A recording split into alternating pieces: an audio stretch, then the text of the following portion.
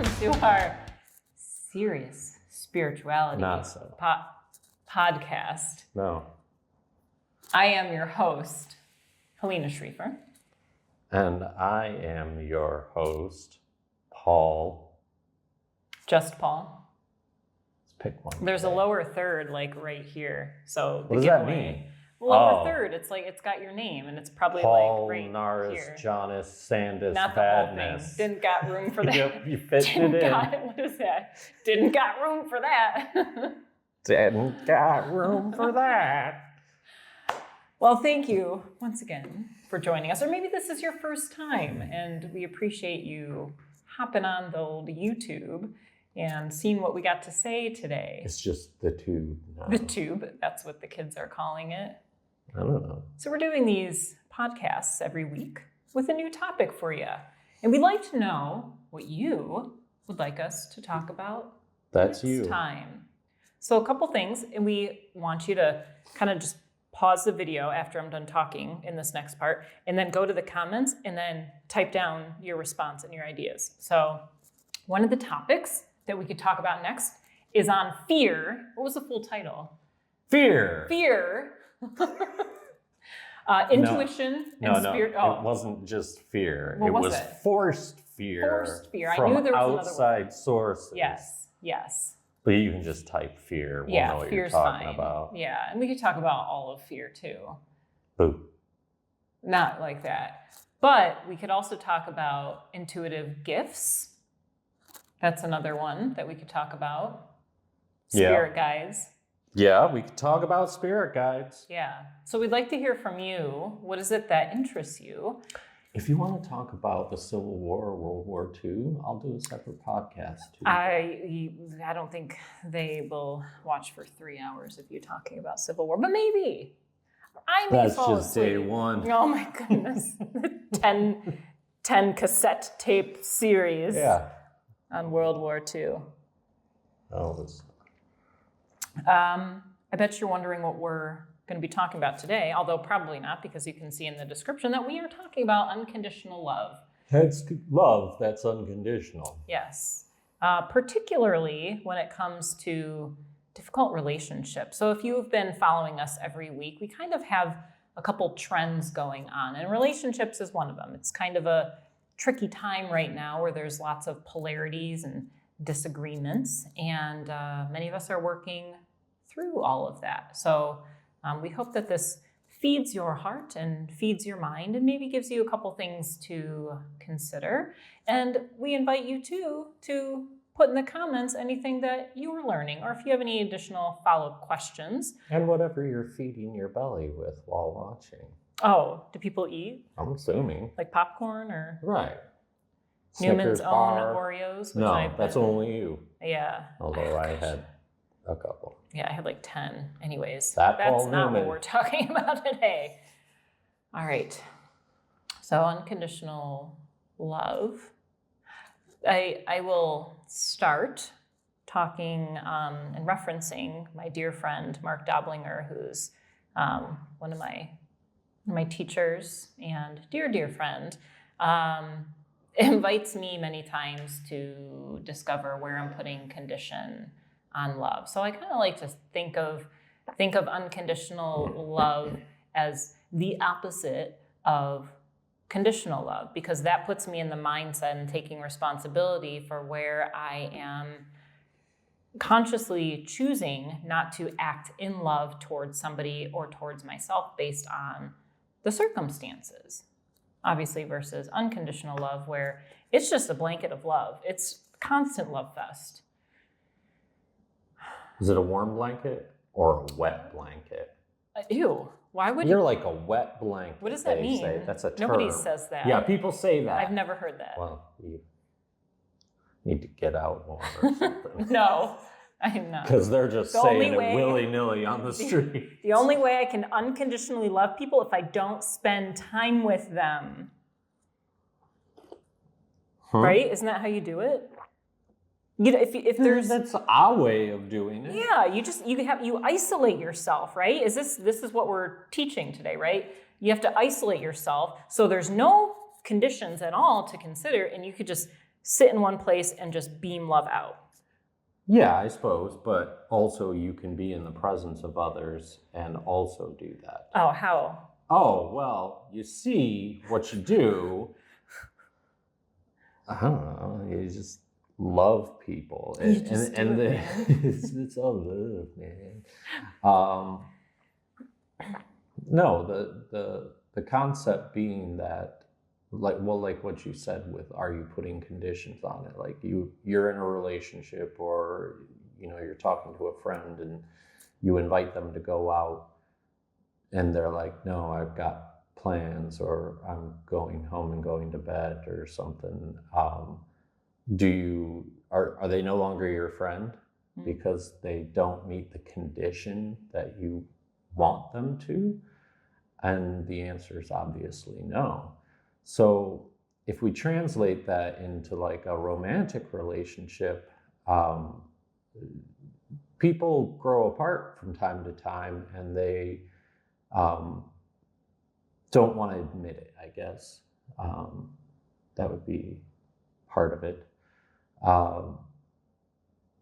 But you find yourself, if someone breaks a bond with you, a physical bond or an emotional bond with you, that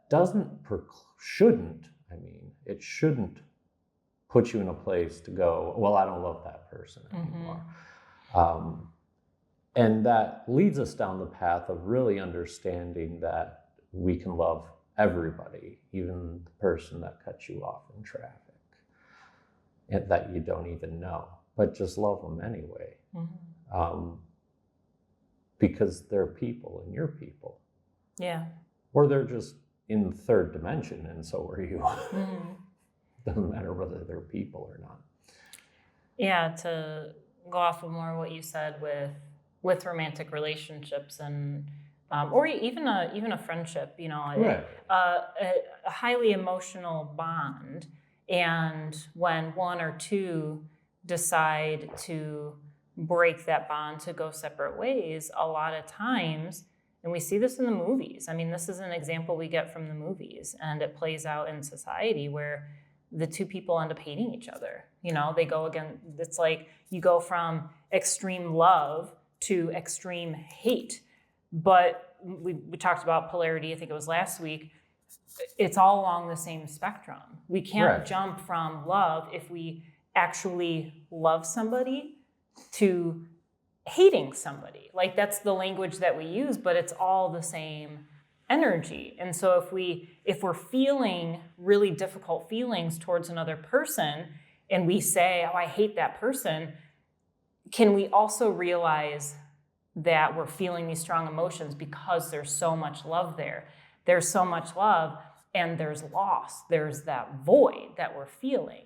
And something else that was coming through too is, we could say, putting condition on love, but also, what if it's about it's easier to love somebody that makes us feel comfortable, right? If the second we are challenged by somebody, whether that's somebody questioning our beliefs, or they move, and we're uncomfortable with that separation, or they leave our life in some sort of a capacity, or get upset with us because we don't want to go out on a Friday night, and we're feeling uncomfortable, or they make us feel uncomfortable, there's a withdrawal that can happen of, oh, well, maybe they're not as good of a friend as I thought, or maybe my partner doesn't love me as much as they thought. And that's that fear that comes up, probably rooted in abandonment, something that perhaps happened when we were younger, when love was taken away from us, as the mind perceived. But what if even in that uncomfort, we can realize the other person as a spiritual being, fully capable of loving us, just as we are a spiritual being, fully capable of loving another, no matter if we're comfortable or not?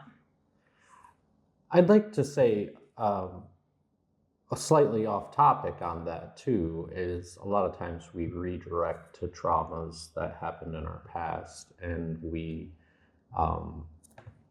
say, well, this is bringing that up. And I do just want to say that this could also be the first time you're experiencing this. And in order to not have it be a trauma, processing it, knowing how to process these things properly, understanding that people have to make their own decisions. Like, as an example, like you're in high school and your best friend's going to one college and you're going to another, and you want them to go to your college, and if you talk them into it, you're depriving them of something, you know. You're making decisions for others at that point, and that's the hard thing. And a lot of us, because of the way like movies and media portray partnerships, friendships, romantic or not, we're supposed to feel those things. We're supposed to feel that anger, or resentment, or fear, but you don't have to do that. You can accept life as it is. Yeah, I don't know. Just accept it. I mean, people change, and you change yourself, and sometimes you do things or you make decisions about your life that are not comfortable for other people. And whether they express it or not is situational.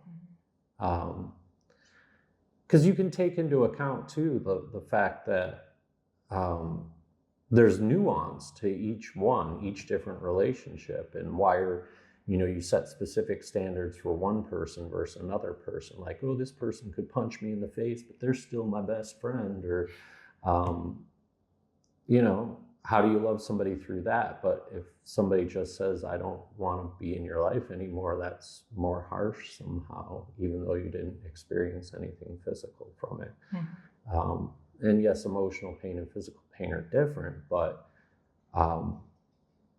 changing your standards can be just as confusing for yourself as for other people, when you could just have one set of standards, and that set of standards is just love them no matter what.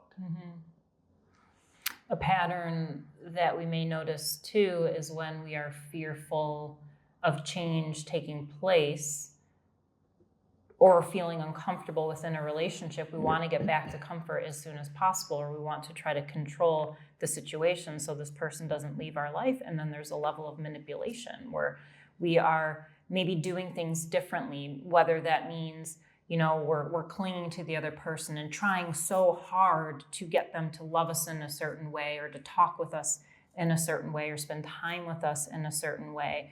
And that level of control is rooted in fear, but there's no foundation to it. It's like the tower is crumbling, yet we're trying to put the pieces back up and keep it there. But if we release control and surrender to what life is moving forward through us individually, and also together with our partner or friends or whatever it may be, that we can start to see the flow of life moving in a positive direction versus trying to control it and keep it the way it was. In other words, we're preventing change and growth by manipulating and controlling the situation and being stuck with what's familiar. But what if on the other side of this change, and as we surrender, it's something even greater than what we are experiencing? Because if we're honest with ourselves, we're probably not happy, and so we're trying to keep that tower from falling down. But if we were to succeed, then we're just going back to not being happy with our partner or friendship or with ourselves, which is exactly where we were. So it's like this kind of catch-22 of, I don't want to stay where I'm at, but I also don't want life to change. Right. But in the surrender, allowing life to change, knowing that this unconditional love will exist before and after this change, that can be the piece that drives us through into the future and simply see what's possible.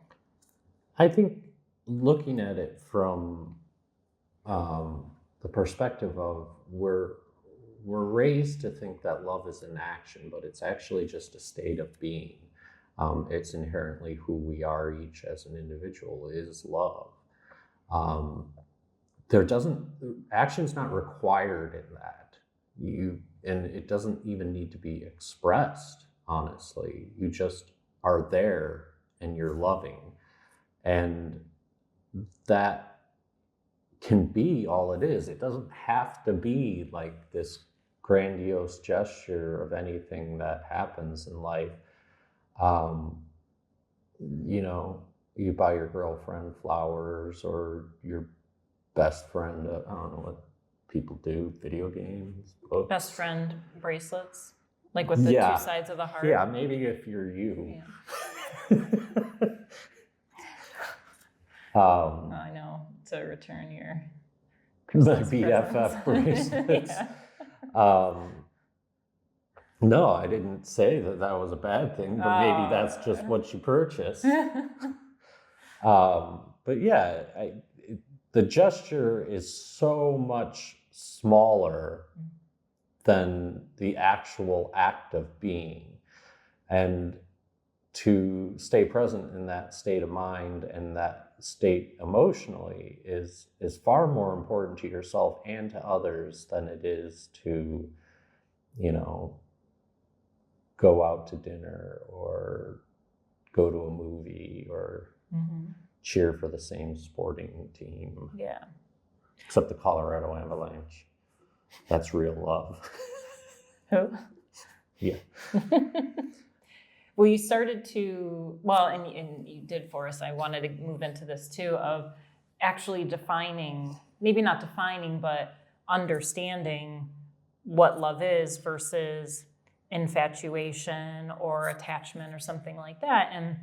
And we can tell the difference when we feel peace. If we are in a relationship or in a certain situation and the body is tense, the mind is busy, we're not connected with that flow of love. And it may be if it's with a partner or with a friend, there's some sort of blockage, whether it's on our end or the other person's end or both, that is not allowing the purity of love to easily flow. Yeah, and maybe you can verify this in some of your relationships now. Then there's other connections that we have where we're in another person's presence and we simply feel peace. We can relax the body. You know, we're not overthinking things or wondering what the other person is thinking because everything is flowing and there's a level of trust that's there. It's basically a way of surrendering to the presence of the other person, you know, and maybe that's, we talked a little bit before we came on about the term holding space, you know, and how sometimes, you know, like, well, what does that actually mean? You know, and maybe to bring in this idea of being in trust and being open with the other person, it's holding this container of love for us to experience love together in the highest way possible. Right. I mean, to hold space in that, despite what's happening with the other person, you are maintaining a state of love for them. It doesn't have to, you don't have to give advice. You don't have to say a word, just exist in that space. And whether they're talking or not doesn't matter, or they're doing something or not doesn't matter. You're just in the true nature of existence, which is love. And it really shouldn't, outside of that, I mean, that's the greatest thing in the world, right? Is to just be alive and feel love. So why not just be alive and feel love, at least while you're here? Yeah, I mean, that's the simplicity of the human and spiritual experience, I think, existing in love. And the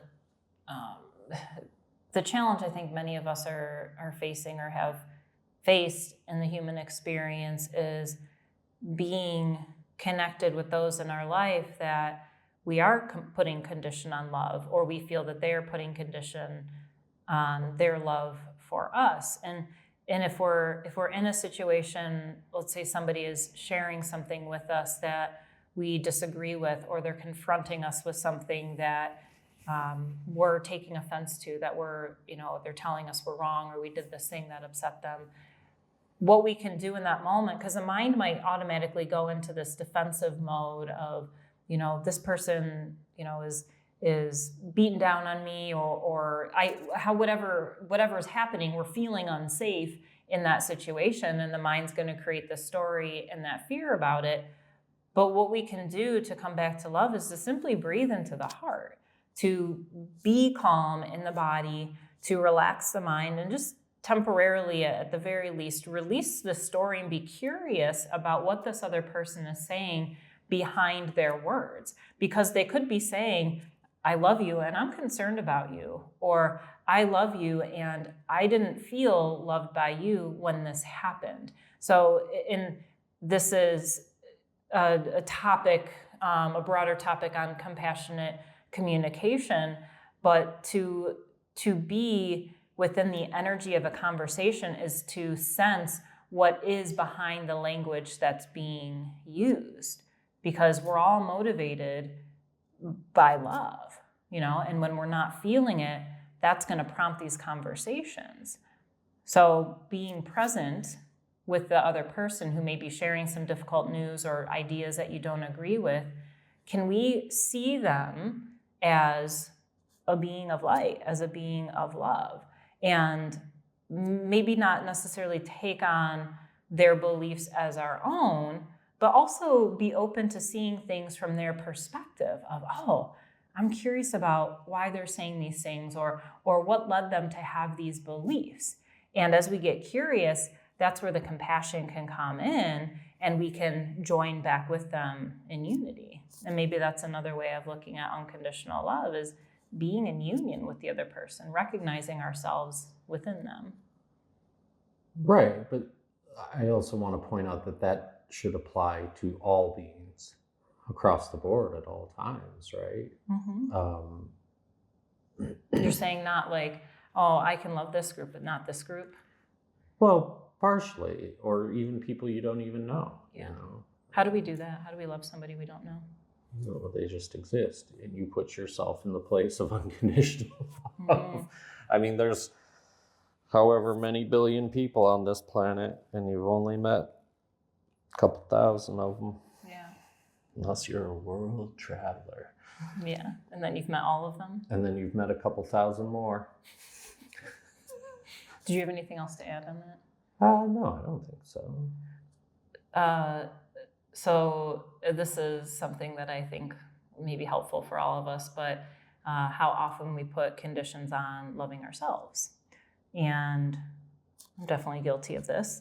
But when I'm confronted with a situation and I don't respond in a way that I think would have been my highest response, maybe I get angry, and I wouldn't want to have gotten angry in that situation, but it happened and I did.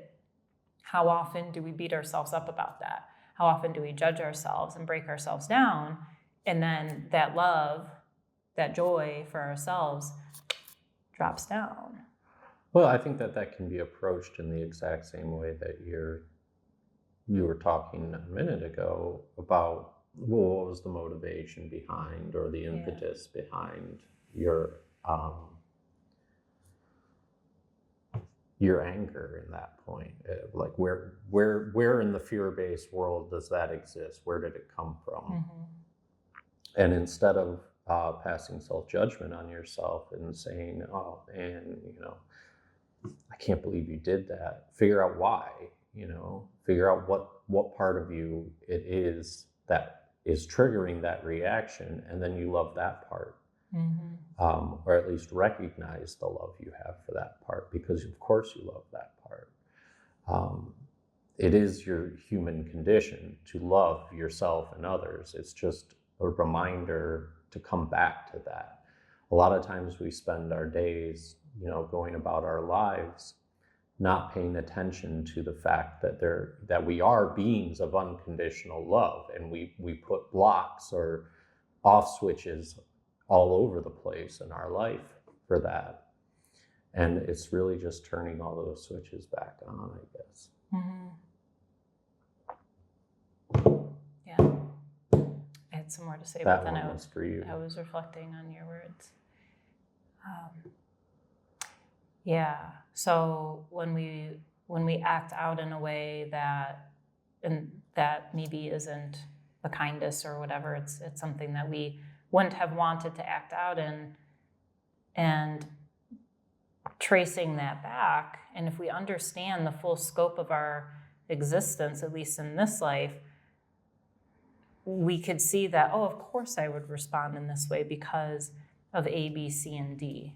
Of course I would respond in fear when, my partner leaves for the night and I don't know where they are, because I was abandoned by my father who left and never came back. Of course I would respond with anger, or check, call every 5 minutes, or call the friends to see where, he's at or she's at. Of course I would respond in that way, and then we can also do that for other people too. When we see somebody act out in a certain way that it wouldn't be necessarily something we would do, can we assume that can we know that everything that led up to that point, everything that had happened in their life led up to that point for them to take a certain action? And just as that, on the reverse side, doesn't necessarily have to be something negative. If we see somebody out in service of the world and we wonder, well, how did they get there? This person's great, how wonderful. That's another form of judgment. Well, what did they go through in order to get there? What did they surrender to? What did they release from their life in order to get there? I mean, we all have these incredible stories. And I think for me, that's where I get overwhelmed with appreciation for every human being on this earth, because the more I get to know other people, like intimately, and know their story, the more I'm like, wow, like I'm in awe of my own story, of all these things that have happened in my life that have led me to here. Like, this is incredible. And then getting to know other people's stories, like, wow, like they're here and that they're serving in this way, or they're doing these certain things, and they're, these beings of love, and everything that led to there. It really is this incredible orchestration. And even still, like, then we're all intertwined with each other. And so we're responding and bouncing off and learning about love and all of the things. And it's this really incredible existence that we're in right now. And for me, like, that brings me into this unconditional love of, it's almost like, what do I know about the universe? And can I simply assume that everything is rooted in love because I'm watching it like these shooting stars go by, and it's beautiful and incredible, and I have no other way of being able to determine why we all exist other than for the sake of love.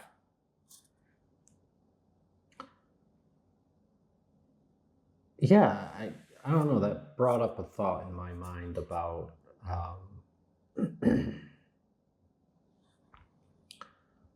it really is like, everybody's story is a story of overcoming to a certain extent. And I'm not talking about just people that, think and do as we do. But you'd be hard pressed to find somebody in this world that doesn't love something at some level. And we're all born in the condition of being universally loving. And that can change instantaneously at birth, depending on what happens throughout our life. But then returning to a place where you can actually love something or someone is a step. And when we start thinking about people's paths, like,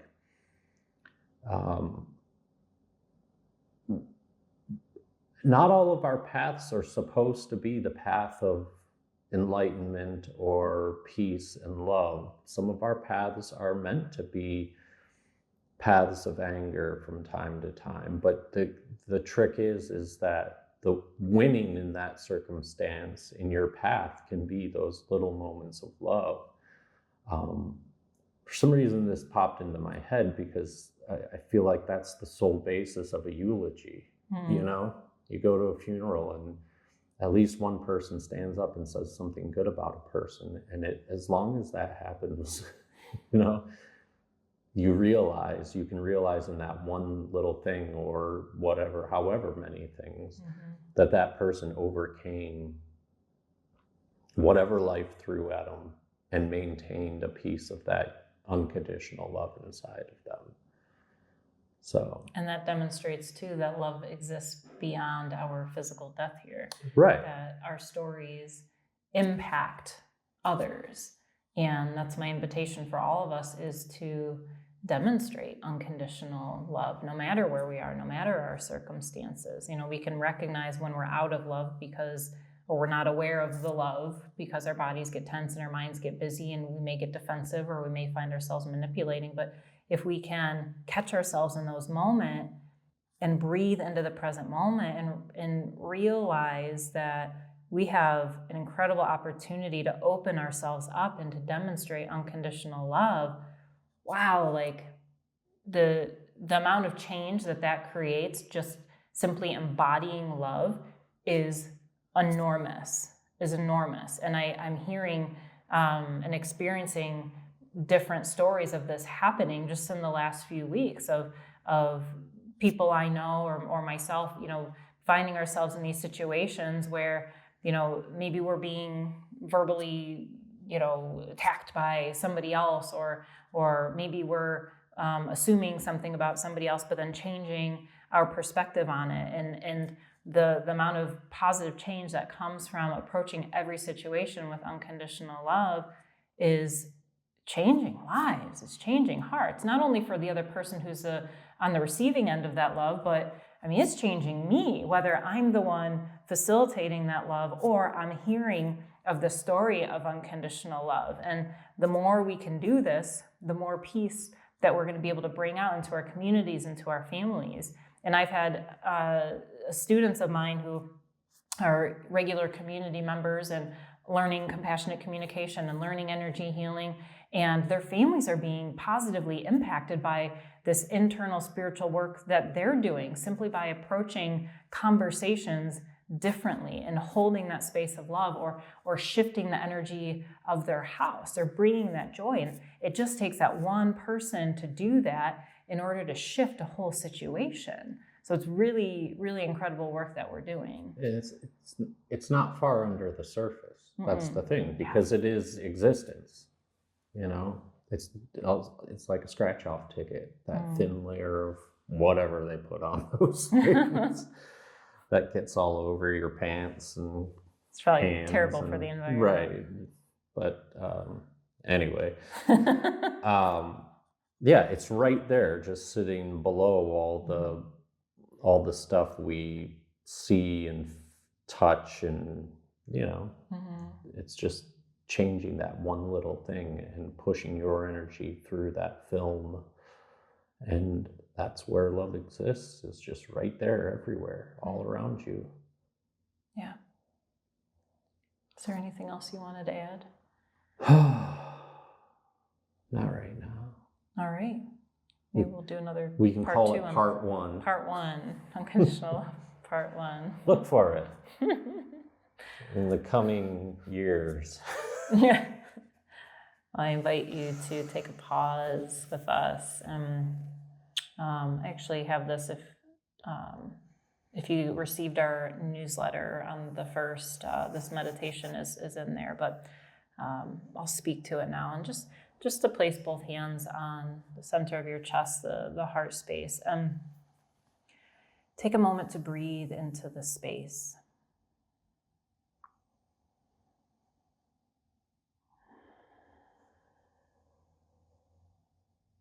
And become aware of any fear that's present in your heart, any concern, any shame, any resentment, and to bring that up to the surface.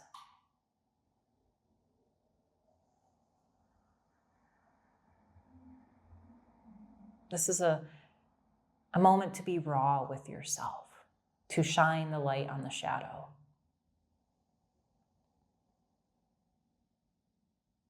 And as we draw the shadow up to the surface,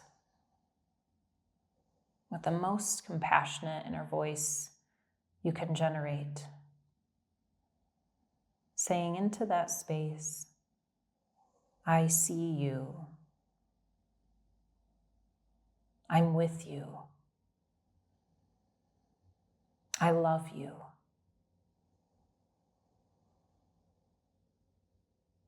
I see you. I'm with you. I love you. And you can say this as many times as you need to begin to feel an energy shift. And also if you're feeling a distance between yourself and another, to say the same. Visualize that other person right in front of you, seeing them as their highest self, and telling them, I see you, I'm with you, I love you. Now we'll take a deep breath into the heart space and release.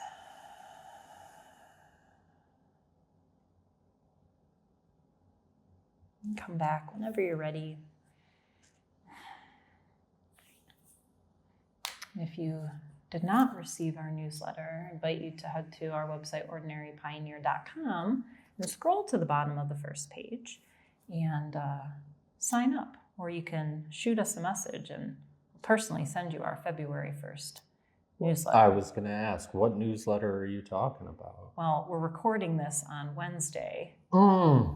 So Saturday. Turns out, folks, so we're back in time. In the future, this will make sense. Do I need to put previously recorded on the bottom of the screen? Because I'll get confused. Yes. So this video will be available on Monday. Saturday is when the I guess I won't tell you to come to the tarot tea party then. No, it's over, but you can come next one. And we're extremely grateful for you joining us. And we invite you to check out our mission. You can go into the comments and read a little bit more about our spiritual healing community, Ordinary Pioneer.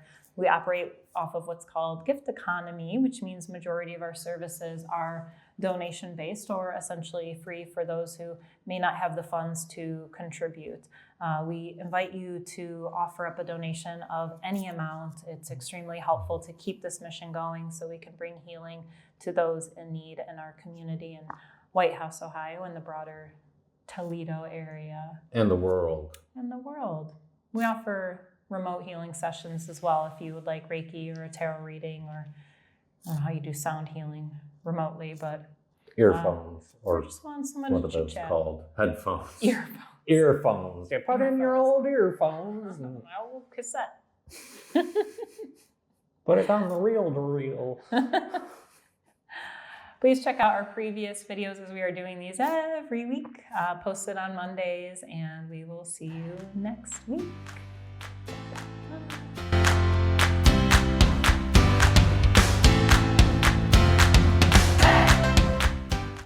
Top of the morning to you. Welcome to our... No. See, what? That's not it? No. All right, here, let me do it again. If you're going to do that phrase, you have to do it in monotone.